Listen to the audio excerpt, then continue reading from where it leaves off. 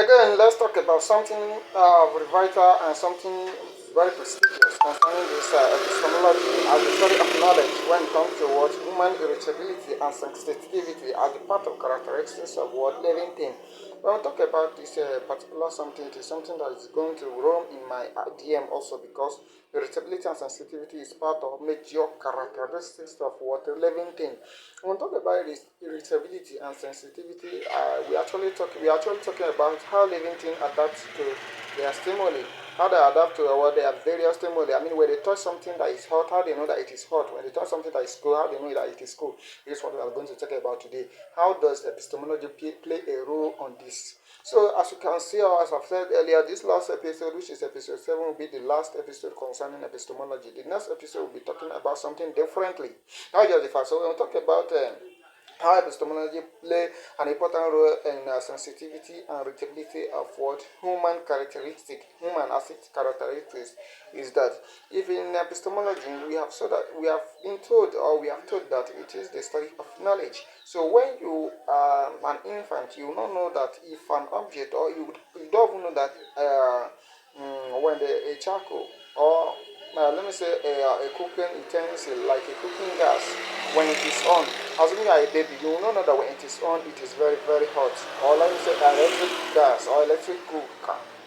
You will not know that when it is on, it is very hot. Then as a baby and your mother left you to play around as you are crawling, then you will lay hand on top of the afterward cooking gas, cooking electric cooker.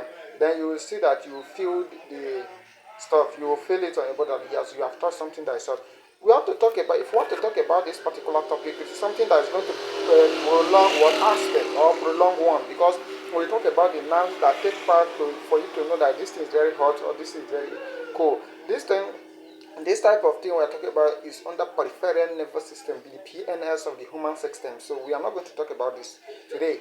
We will postpone that to another day, and it will not be what knowledge respectively. It will not be knowledge respectively. But actually, thing what I'm trying to say is that all the nervous system in the body, the peripheral nervous system, and the central nervous system, the PNS and the CNS, all take part with the help of the knowledge. If you do not know anything at all, even someone that does not know anything will feel that this thing is hot unless you are being what they have been injected you with an injection that will what neutralize the pain for you to feel the pain. You will not feel the pain, which is anesthesia injection. Unless you are being injected with an anesthesia injection, that is the time or that is the only way that you will not feel any pain. At this moment, this anesthesia injection goes to the body subcutaneously to go and what neutralize the vein or neutralize the nerves that take part in the feeling of that pain or the feeling of adapting to a stimuli. At this moment, you will not be able to adapt to a stimuli and you can't even fall asleep. So that's just it. So knowledge plays something very crucial that when you touch something very hot, you will know that it is very hot and that time you have learned from it. A baby of 3 years, a baby of 2 years might not easily know that this particular thing is hot or this particular thing is cold. But when he or she is growing or it will get to a certain point where he or she will know that this thing, this very thing is very cold or this very thing is very hot. And at this moment of growing up and he or she come across this kind of thing that this thing is cold, is hot, is known as what learning to adapt or is sensitive to it or stimuli. That is part of the characteristics that have part in what that I have to talk about. That I have to talk about in connection with what epistemology, but other characteristics of administration is also part of epistemology. Movement is also part of it because it is the study of fact, study of aggregate information. Like you are hungry now, you know that something is wrong with you, you go and eat.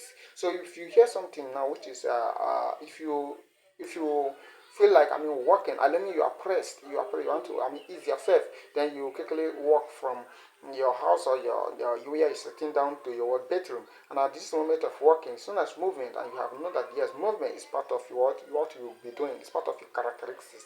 And you knowing these things known as what epistemology because you have definitely studied what is called knowledge. So let's proceed further and see what we can do about this. But let me tell you or put it at the back of your mind that this is the end of epistemology. The next episode, which is episode 8, will be what? Different from episode. We are not talking about epistemology. Instead, we are talking about the outlines of knowledge, or we are talking about the difference between knowledge and certainty. It's something we have talked about in episode 2, but it is not okay with that. Difference between knowledge and certainty is something that we have to think about and dwell with all our knowledge or our aspect of IQ, intelligent quantity, and to know what we are doing when it comes to certainty, or when it comes to the difference between certainty and knowledge. Because some scientists or some science students will always argue with me that certainty and knowledge are the same, but I will quote them wrong that it is not the same. Let me tell you one thing in this life: there's nothing that is the same. Everything sounds different. Okay, everything sounds different.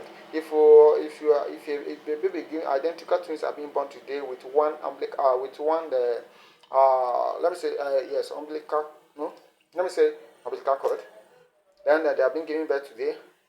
The twins are identical twins, they resemble each other. They will never and ever possess the same thing. That's the fact. They will never and ever have destiny of the same. When we talk about the spiritual aspect of them, so they will not have the same thing. That is it. Even though you buy 60 liver accessible, 60 liver accessible, there must be a difference. It's either one is larger than the other, or one is pure in color, in complexion than the other, or one is more, taller than the other. There must be a difference, either in their size, in their height, in their temperature, in their, color. That is it. There must be difference. There's nothing that is the same in this universe. That's the fact. That's a part of what knowledge of science for you guys. So thank you very much for watching this episode 7, and I'm looking forward for you guys to watch my next episode. Thank you very much. I really love you.